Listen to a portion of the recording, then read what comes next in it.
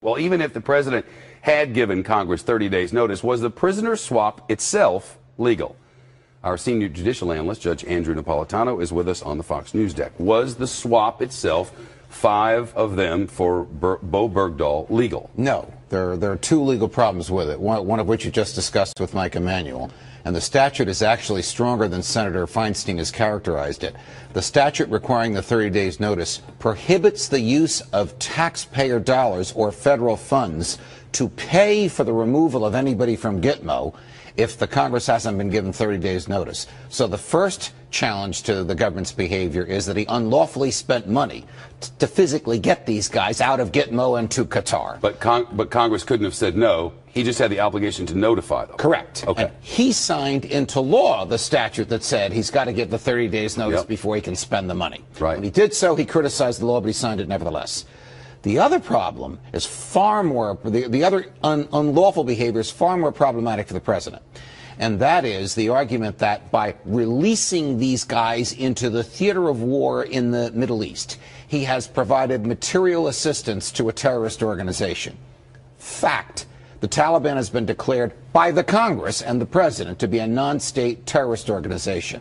Fact. Federal statute makes it a crime, punishable by 10 years in jail up to life in prison for materially aiding a terrorist organization. Fact. The courts have ruled any assistance knowingly and intentionally provided to a terrorist organization by an American makes that American liable for prosecution under this statute. You're accusing the President of the United States of aiding and abetting the enemy? Yes.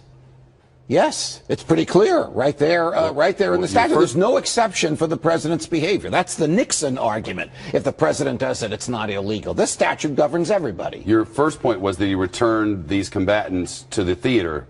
The president argues that he sent them to Qatar and that they'll be held in Qatar for a year. That's the president's argument. When the president was questioned about this in Poland yesterday, he acknowledged it is probable that they either won't stay in Qatar for a year or as soon as they leave Qatar, they will return to the theater that they once inhabited. 3 of them were intelligence officers, 2 of them were military officers. Aiding and abetting the enemy. Is that a matter of interpretation? Yes, of course it's a matter of interpretation. So it's your interpretation that the President of the United States has broken the law and should be imprisoned? Well, I don't know that he should be imprisoned. I don't know that anybody's going to prosecute him. Right. It requires that somebody prosecute him. He's the chief law enforcement officer of the land. But the Congress should be aware of the fact that this statute was arguably violated by the president. The bar for aiding and abetting statute? It's not aiding and abetting. That's different. It's providing material assistance to a terrorist organization, an organization that the Congress and this president have characterized as terrorist. And the assistance is human assets that he has returned to this organization. But he makes the argument he didn't return them.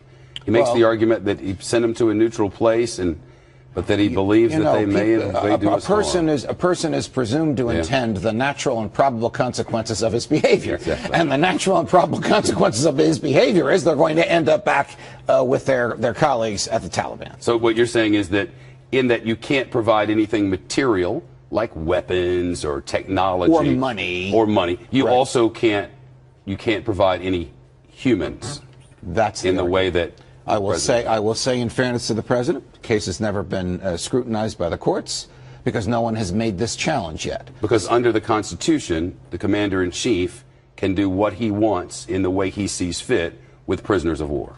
But he can't break a statute in the process. He can't spend money that's not been authorized, and he can't aid a terrorist organization. Look, if he had sent them to Qatar and they were going to stay in jail in Qatar, this argument wouldn't hold water. Got it. But because he said yesterday in Poland he knows they're eventually going to leave Qatar and go back to their colleagues in the Taliban, I think the argument should be explored about whether or not he materially assisted a terrorist organization by this bizarre prisoner swap. All right.